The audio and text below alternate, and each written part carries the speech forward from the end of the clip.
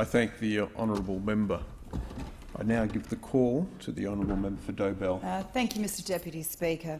I rise today to support the Counter-Terrorism Legislation Amendment Bill No. 1 of 2014, which contains a suite of amendments to the Criminal Code Act of 1995 and the Intelligence Services Act of 2001. I'm of the belief that the most important role of government is to maintain its nation's sovereignty and protect its people. Measures contained within this bill address the urgent operational needs that have been identified by our intelligence, defence and law enforcement agencies. Recently, I had the opportunity to speak in the House about the importance of Australian citizenship and the necessary role we must play in enhancing and enshrining its significance in the face of a rapidly changing global environment.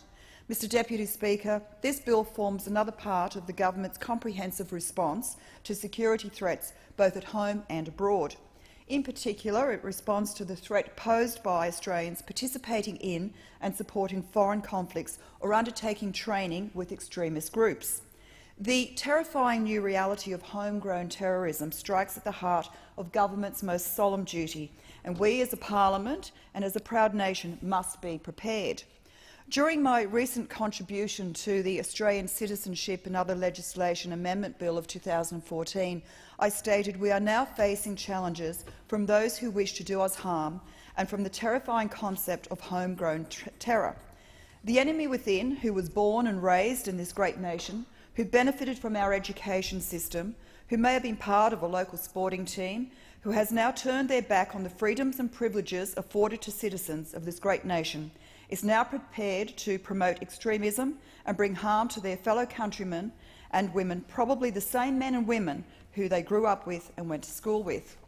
This bill will assist the government to improve the ability of law enforcement and intelligence agencies to respond to these threats through necessary and urgent amendments to national security legislation, which will address limitations identified in the course of recent operations. Mr Deputy Speaker, in the decade following the September 11 terrorist attacks on the Western world, we have seen terrorism undergo rapid evolution. When faced with the threat of terrorism, governments must act swiftly and with purpose. As a government, we are steadfast in our resolution to uphold and defend democracy and the rights and freedoms of the democratic world.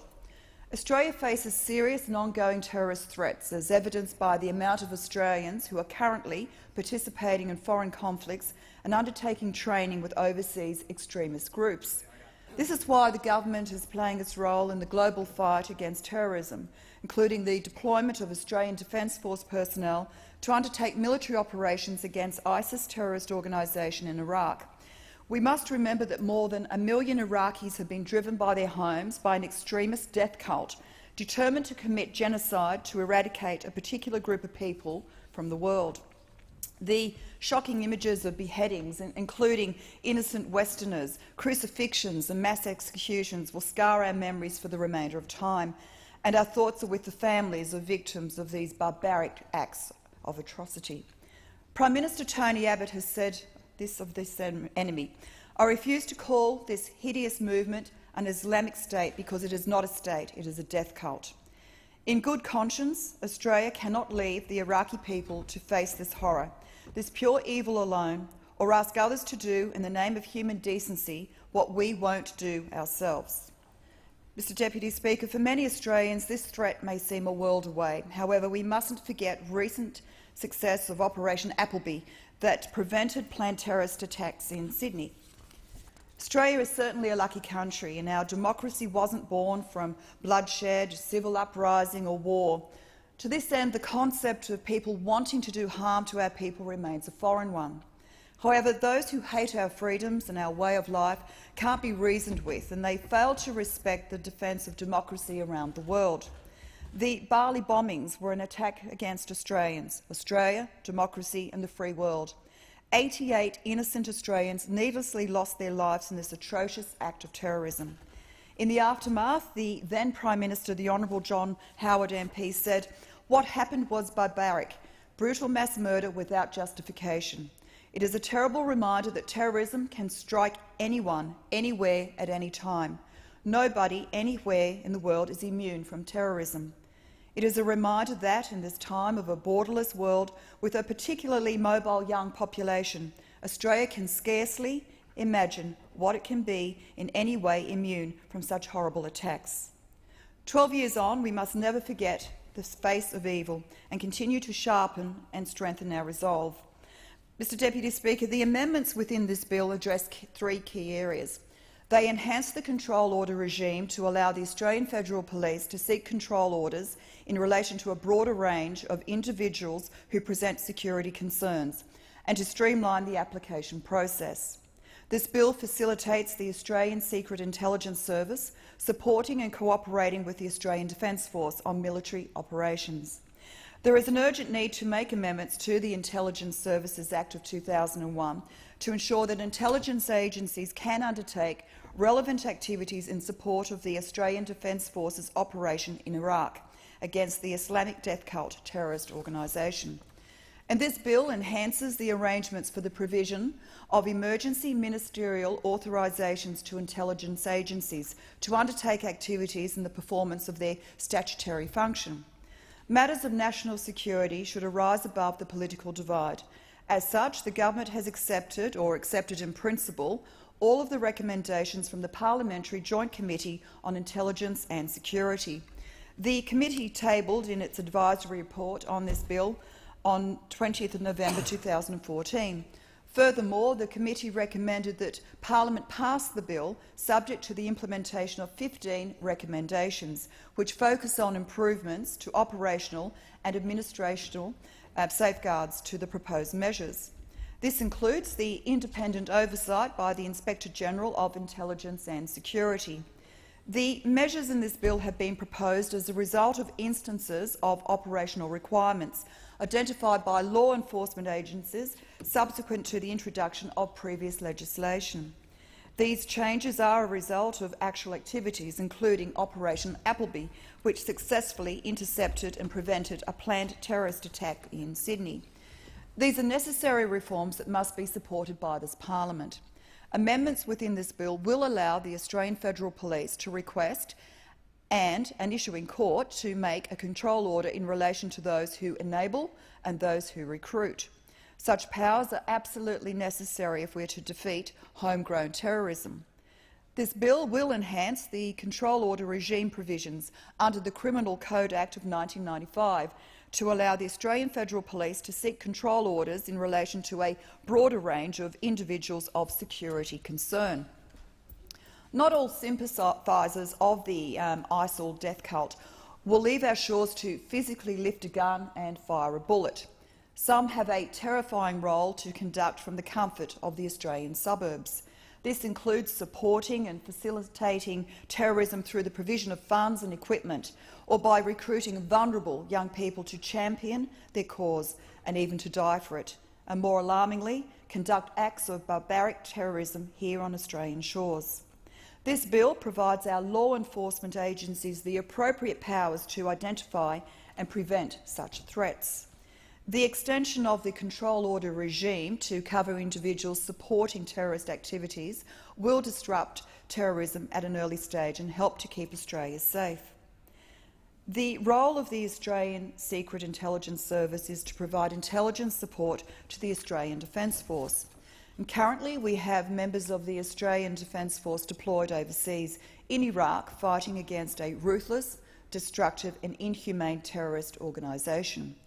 And they're doing so to prevent the spread of evil throughout the Western world and to protect Australia and its people. Mr Deputy Speaker, I'd like to take this opportunity to again commend to the House the men and women in our Australian Defence Force for their unwavering commitment and their service to our nation, and on behalf of all Australians, I thank them. Without intelligence such as that provided by the Australian Secret Intelligence Service, the Australian Defence Force is not only hindered but could potentially be placed in danger. The government must ensure the Australian Defence Force is in the best position to protect its personnel. Measures within this bill help achieve this objective.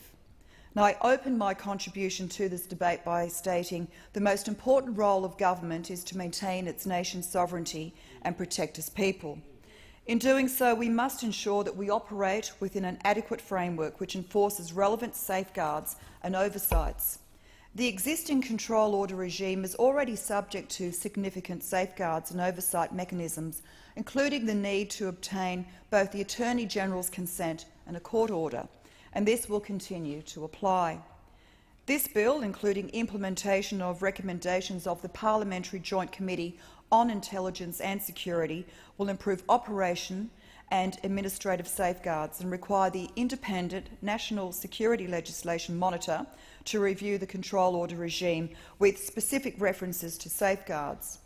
All of the existing safeguards and oversight mechanisms in the Intelligence Services Act of 2001 will continue to apply, including in relation to the amendments to better facilitate the Australian Secret Intelligence Service assistance to the Australian Defence Force. Included are the statutory thresholds for the granting of authorisations, ministerial reporting requirements and the independent oversight of the Inspector-General of Intelligence and Security. Furthermore, oversight mechanisms will also apply to the arrangement for emergency ministerial authorisations. These amendments make provision for the contingency that relevant ministers be temporarily contactable when there is an urgent, previously unforeseen need to collect vital intelligence. As it stands, there is no legal basis on which agencies can undertake activities in these circumstances.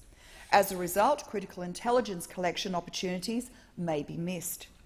The amendments contained in this bill will enable an agency head to grant a limited emergency authorisation. These authorisations are strictly limited to 48 hours maximum and cannot be renewed. It's important to note such measures as they demonstrate the diligent and necessary approach taken by this government in order to address terrorism threats and protect our nation.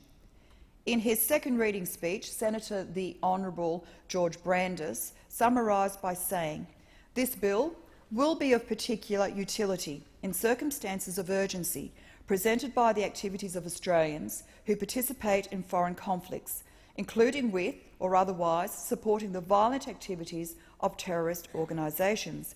Mr Deputy Speaker, as a government and as a nation, failure is simply not an option.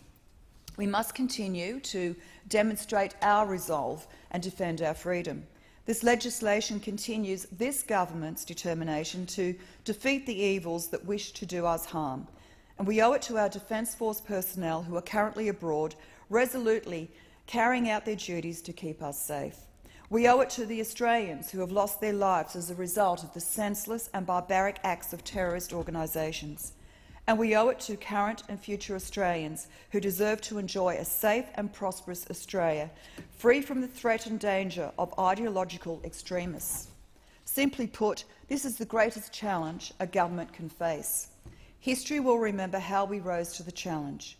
This bill will ensure that we are as best prepared as possible to defend our freedoms and our great nation. Mr Deputy Speaker, I commend this bill to the House. I thank the honourable member.